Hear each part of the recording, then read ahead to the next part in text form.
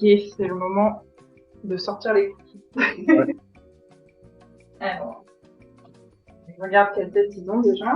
Instant vérité. Alors moi, je vous montre aussi les liens. Voilà, ils sont tout beaux. Waouh. Alors tu vois, la dernière fois que j'en avais fait, je les avais aplatis. Donc ils étaient quand même plus plats. Mais là, en fait, vu qu'ils sont un peu plus épais, ils conservent un peu mieux leur moelleux. Ouais, c'est ça. Si tu veux qu'ils soient moelleux, ouais, effectivement. Ouais. Après, bah, c'est affaire de goût, hein. Et, et du coup, les tiens, ils sont comment? T'en as beaucoup plus, hein. Ils sont Cool. plus petits, hein. Ouais, peut-être, ouais. Et, ouais, en vrai, il me reste un peu de pâte. Donc, je pense que je vais pas en faire peut-être 5 kilos. Ça roule. Oui, donc tu disais, ouais, par rapport à cette inversion des rôles, voilà, il y a quand même un contraste entre le sort qui est réservé aux hommes dans le monde de Barbie et le sort qui est réservé aux femmes lorsque le patriarcat s'abat sur la société. Oui, parce que du coup, comme s'en rend compte Barbie et les deux humaines, bah en fait, donc les Ken sont au pouvoir, mais a priori, ils n'ont pas forcément repris les rôles au niveau du travail des Barbies, parce qu'on les voit pas spécialement faire les choses à la place des Barbies. En fait, on voit juste qu'ils se sont appropriés Barbieland, c'est devenu le royaume de Ken, je crois. Ils ont investi les maisons des Barbies. Donc en fait, ils ont mis les Barbies à la porte, ils leur ont piqué leur maison. La maison de rêve de Barbie est devenue la maison Mojo Dojo Casa de Ken. Personne ne sait ce que ça fait et il en est très content. Ouais, bah tout est dans l'exagération, quoi, j'ai l'impression. Tout est dans le. Exactement. Et c'est ce qui faisait Ouais. que c'était top. Mais du coup, bah en fait, voilà, ils ont investi les maisons. En fait, ils ont réduit les Barbies à un état un peu d'esclavage parce qu'elles ne font plus leur boulot. À la place, elles portent des petites tenues de serveuse et elles les servent, elles les écoutent parler, elles les regardent et elles sont là en mode potiche, quoi. Ça nous rappelle un peu quelque chose. Donc voilà, on a du coup cette inversion qui est quand même violente dans le sens où ils s'approprient en plus l'identité des Barbies, leur maison, leur voiture, leur argent, etc.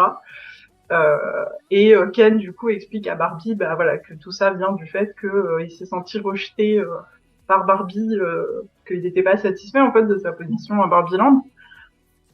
Et Et du coup, je te coupe juste avant qu'on aille sur ça, mais euh, il y a quand même un truc qui est un peu étonnant dans le film et qui est pas vraiment expliqué, mais au final, c'est pas grave parce que c'est pas ce qui est important.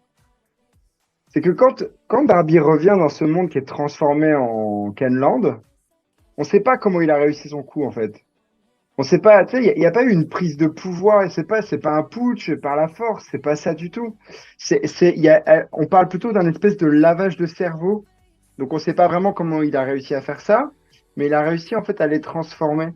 Et là où c'est fort, c'est que les filles ont perdu toute leur autonomie, tout ce qui faisait qu'elles, ouais, je vais parler d'autonomie, de force, tout ça. Elles ont perdu tout ça et en fait maintenant elles sont à un niveau de serveur, serviteuse, oula, comment dire, elles sont au service d'eux, voilà, et dans un rôle un peu de potiche, voilà. Et elles ont l'air, elles le disent elles-mêmes en fait, elles sont presque, tu sais, c'est comme certains qui voilà, sont dans une situation que tu observes, tu sens que ça va pas, mais elle-même, la personne te dit, mais non, mais ça va très bien, je vois vraiment pas. Enfin, tu vois, et je trouve que, encore une fois, c'est très, très, très fort parce que ça fait écho à des choses qui existent dans notre monde. Et, euh, et, et ce qui est très fort aussi, c'est qu'on pourrait dire que le film dénonce les hommes, mais à ce moment-là, il dénonce pas que les hommes, il dénonce aussi peut-être certaines qui se sont mis dans des situations, et c'est dommage en fait pour elles. Donc et encore une fois, ouais, de dénoncer le patriarcat en fait, parce que le patriarcat c'est un système qui est instauré, mais il n'y a pas que les hommes qui le renforcent en fait. c'est C'est le ça. principe. Voilà, c'est ça dessert les femmes, mais il y a des femmes qui renforcent ce patriarcat dans leur attitude ou même juste par leur éducation. Mais en fait, enfin, Je trouve que c'est toute la beauté de la chose.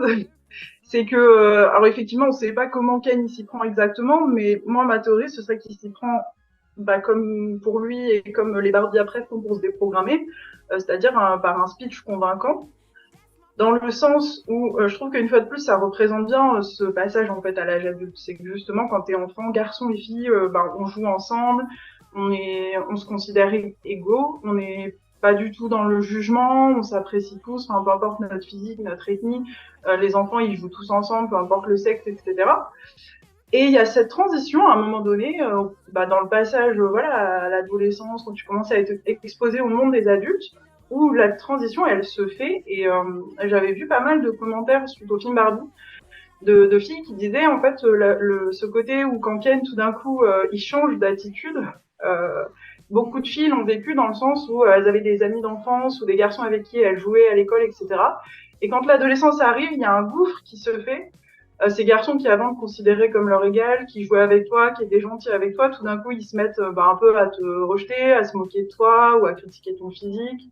Ou enfin il y a une espèce de rivalité qui s'installe. Et en fait on sait pas vraiment d'où ça vient, mais il vient d'où? Il vient de l'ère ambiante de cette société patriarcale qui est ancrée en fait et qui du coup a des effets à la fois sur les filles et à la fois sur les garçons. Donc je pense que c'est peut-être pour ça que on nous explique pas vraiment comment Ken il s'y prend.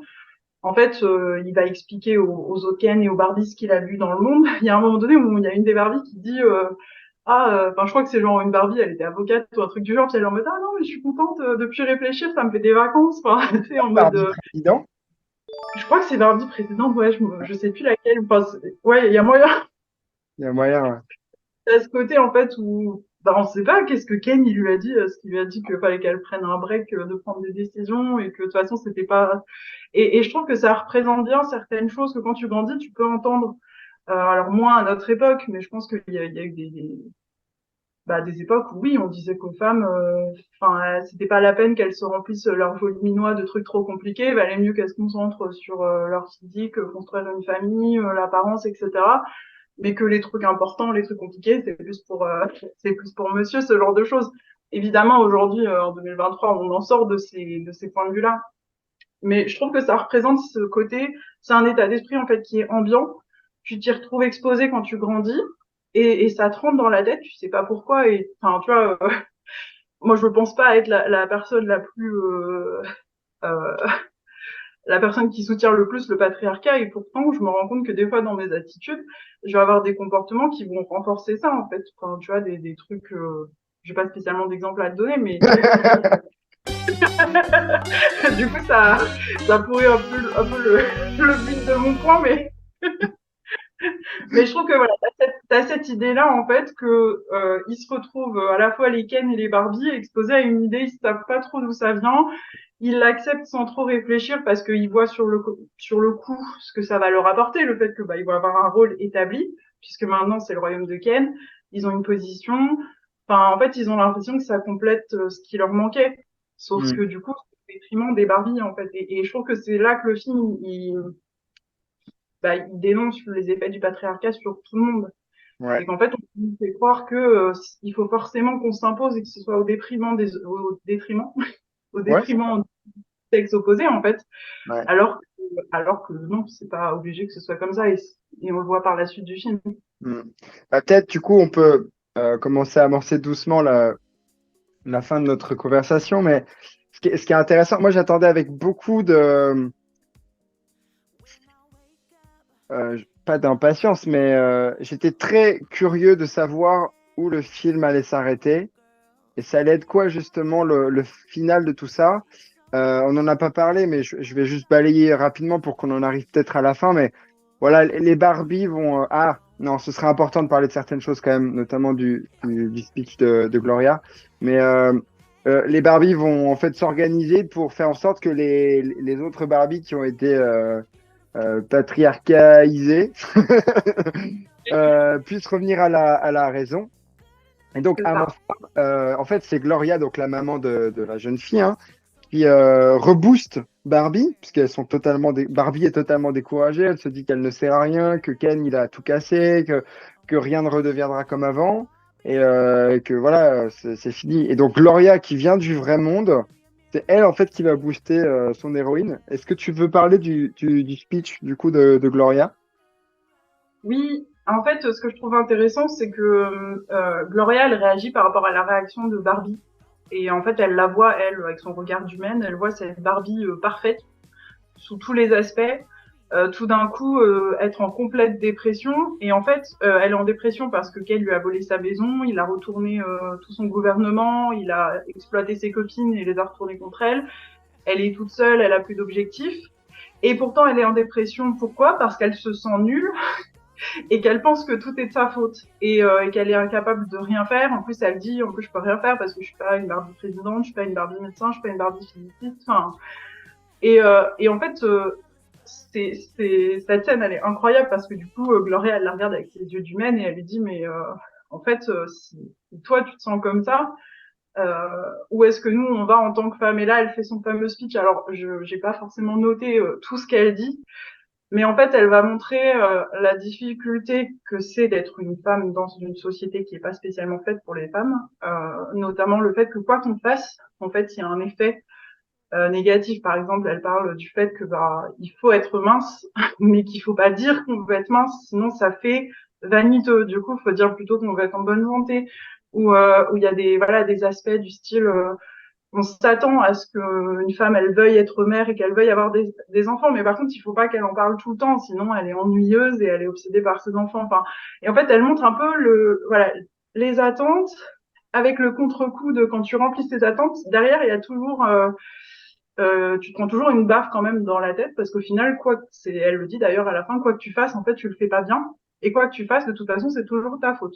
Même si tu te fais harceler par des hommes, ou même si tu es confronté au comportement négatif de certains hommes, c'est toi qui dois rendre des comptes pour leurs actions.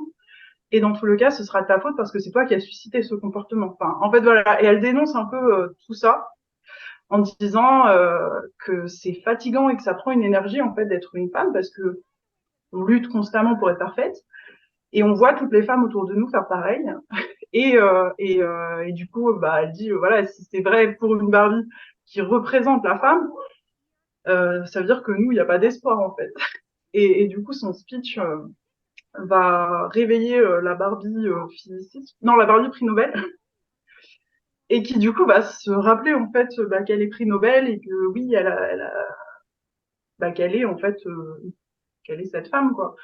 Et je trouve que ce speech, j'ai vu plein de retours différents sur les réseaux ou même avec les personnes avec qui j'ai discuté. Je sais qu'il y a des personnes, il y a quand même une majorité de femmes que ça a touché de se retrouver dans ces points-là. Et j'ai aussi constaté qu'il y avait pas mal de jeunes où ça leur a paru un peu du réchauffé parce qu'en fait c'est quelque chose qui ces dernières années est un peu plus dénoncé sur les réseaux sociaux. Et il y a eu même d'autres films où il y avait des speeches un petit peu semblables euh, et notamment d'ailleurs, je trouve que Greta Gerwig, elle est très douée pour ça, pour faire dire à ces personnages féminins dans ces films, avoir des espèces de monologues comme ça, qui sont pas haineux ou qui sont pas contre les hommes, mais qui juste mettent les mots sur ce que peuvent ressentir les femmes dans certaines situations. Je pense notamment aux divers monologues dans Les quatre filles du docteur March, où on a voilà en fait on a l'impression simplement que ces personnages là elles sortent un peu ce qu'elles ont sur le cœur et je trouve que c'est un peu le cas avec Gloria parce qu'au final elle critique pas les hommes, elle se plaint pas spécialement, elle dit juste ce qu'elle ressent et ce qu'elle pense être ce que ressent une majorité de femmes et moi j'avoue que ça m'a touchée parce que j'ai trouvé que c'était bien exécuté et qu'il y avait vraiment dans la façon dont l'actrice elle ressort ça, on avait vraiment l'impression que ça sortait de son cœur en fait et que c'était et qu'il y avait cette espèce de lassitude derrière. Et quand elle dit à la fin, je suis fatiguée de voir les femmes moi-même et les femmes autour de moi être comme ça, d'autant plus que elle a ce rôle de mère d'une fille et justement d'ailleurs ça va être un élément qui va permettre aussi de renouer un petit peu la relation entre la mère et la fille qui était un peu houleuse au début du film. Et voilà, je trouve que ce speech, pour moi, il est positif et il y a un effet un peu, comment on dit, un peu Libérateur, peut-être. elle exprime en fait ce qu'ont pu ressentir pas mal de femmes et du coup, bah, ça fait plaisir de se sentir comprise. Enfin, Hmm, moi, voilà. hmm. Voilà. Oui, moi aussi, j'avais trouvé ça très intéressant. Évidemment, pas possible pour moi d'avoir le même sentiment, mais j'avais trouvé ça assez touchant et intéressant aussi, ouais. Donc voilà, pour progressivement se diriger vers la fin du film, donc comme j'avais commencé à le dire, j'attendais avec impatience de savoir comment ça allait se clôturer toute cette histoire. Est-ce que Barbieland allait redevenir ce qu'il était au départ, à savoir ben voilà, balayer les hommes et leur donner une place très minime. Comment, enfin voilà, comment ça allait basculer. Et au final, j'ai trouvé ça très intéressant ça montre encore tout l'équilibre. C'est que il y a quand même une forme de prise de conscience de Barbie qui se rend compte que bah voilà, elle a quand même mis de côté Ken et qu'elle comprend bah, que ça l'ait rendu triste.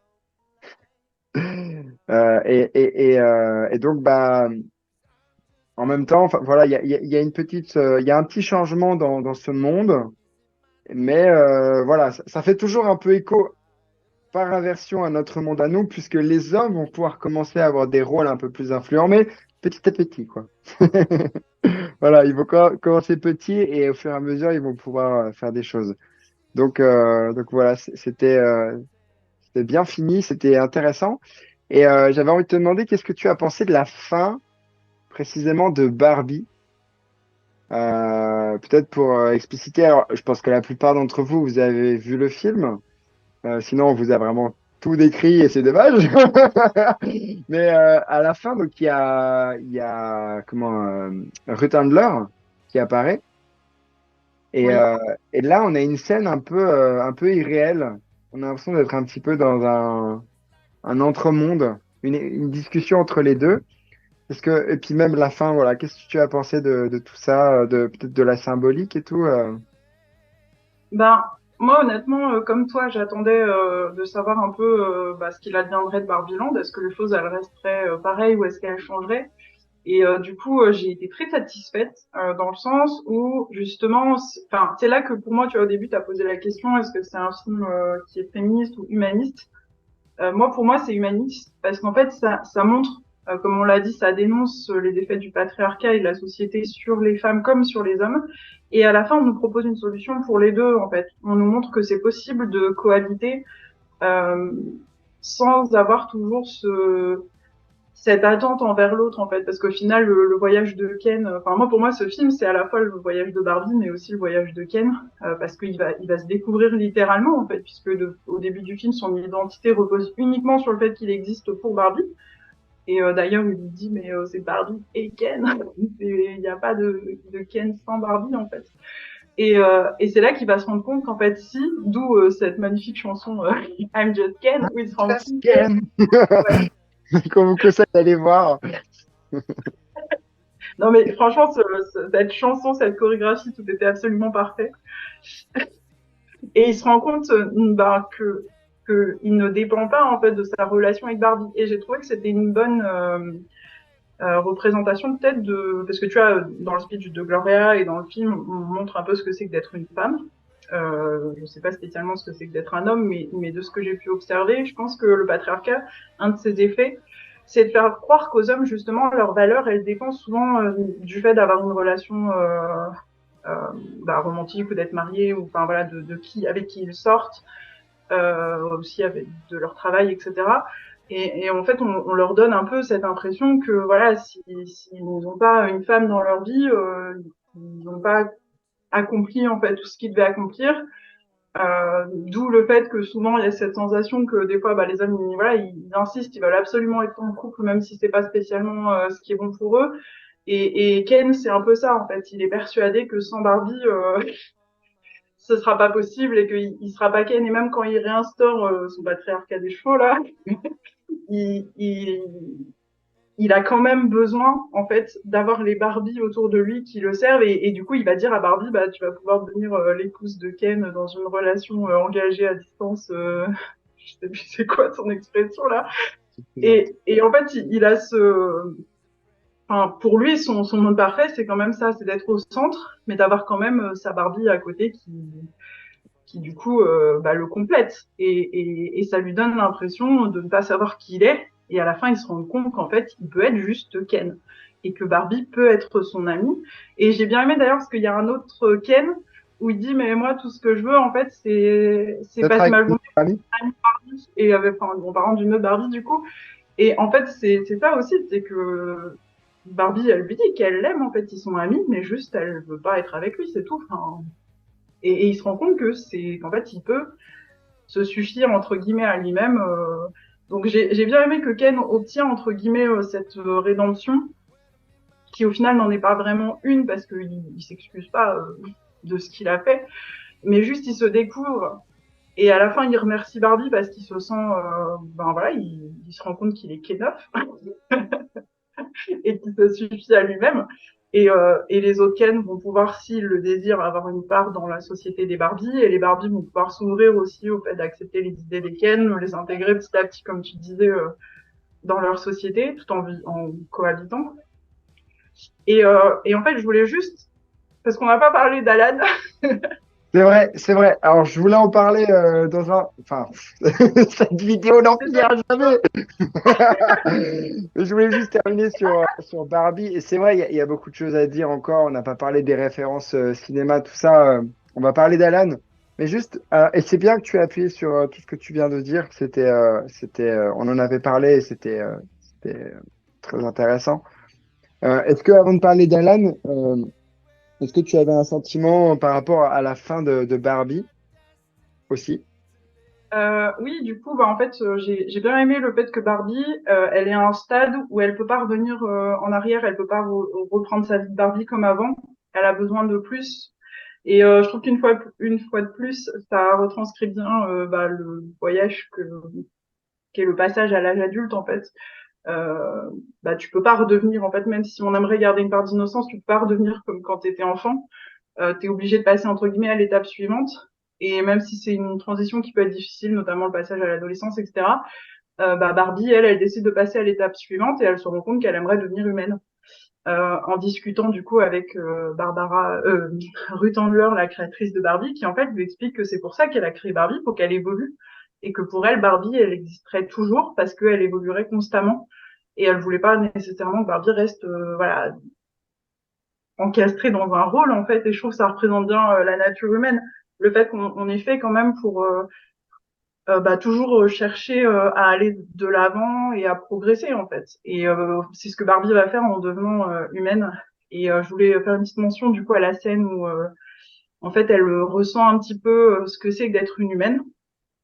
Et on a ce montage avec la musique de Billie Eilish, What Was I Made For, qui exprime en fait, la musique exprime peut-être cette crise existentielle que peuvent ressentir pas mal de femmes de se demander quel est notre but, pourquoi est-ce qu'on enfin ouais, quel est vraiment notre but en fait, à quoi est-ce qu'on sert. Et on voit ce montage de moments de la vie de femmes en fait, de l'enfance à l'âge adulte, à la vieillesse, au rôle de mère. Et je voulais juste faire une mention au fait que du coup, Greta Gerwig en fait, elle a demandé à toutes les personnes qui ont participé au film, les acteurs comme les monteurs, enfin voilà, toutes les personnes qui ont participé au film, de fournir des bouts de vidéos de leur vie ou de vie de pardon, des bouts de la vie de femmes qu'ils connaissaient.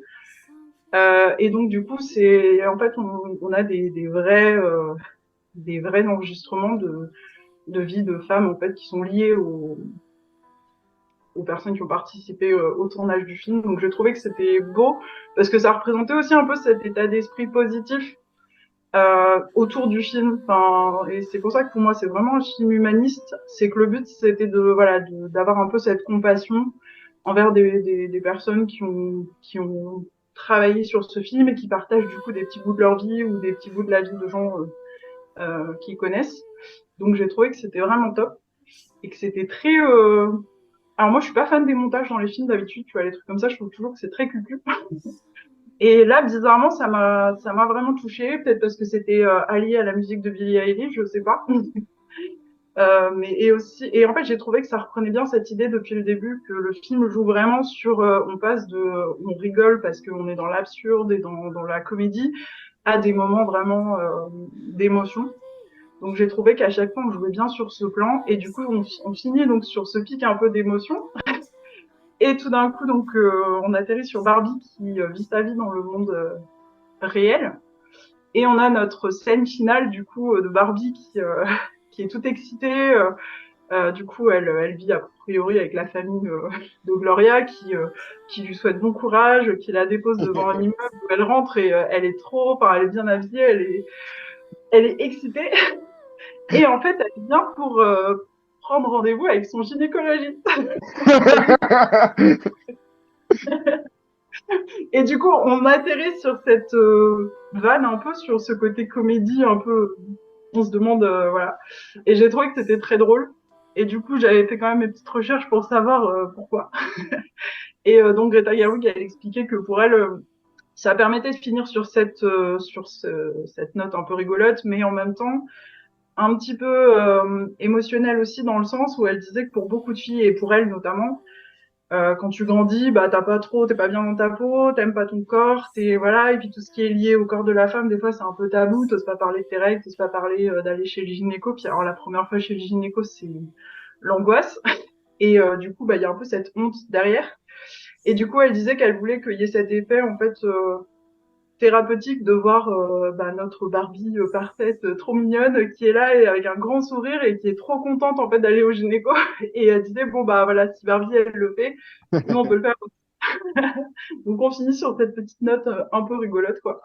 Et j'ai trouvé que c'est un choix atypique, mais j'ai bien aimé cette fin.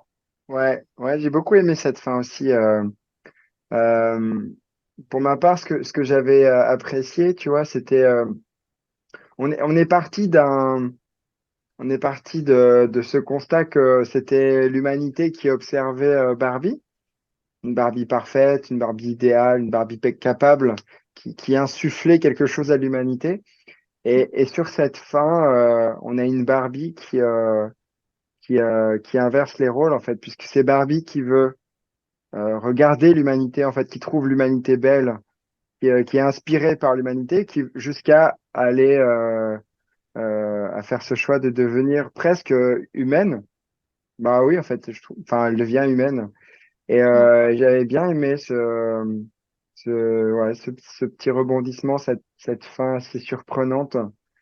Oui. Voilà, j'avais bien Bah, aimé ça. c'est un peu cette curiosité des humains, je trouve, quand elle est, tu sais, sur le banc et à côté de la femme âgée, de la dame âgée, et qu'elle la regarde. Et en fait, c'est la première fois de sa vie qu'elle voit une dame âgée, vu qu'il n'y a pas de Barbie vieille. Oui. Et tu vois que, C'est pas et en moi. fait, elle est pas choquée ou dégoûtée comme au début, tu sais, quand elle voit sa cellulite et ses pieds plats, elle est en mode, ah!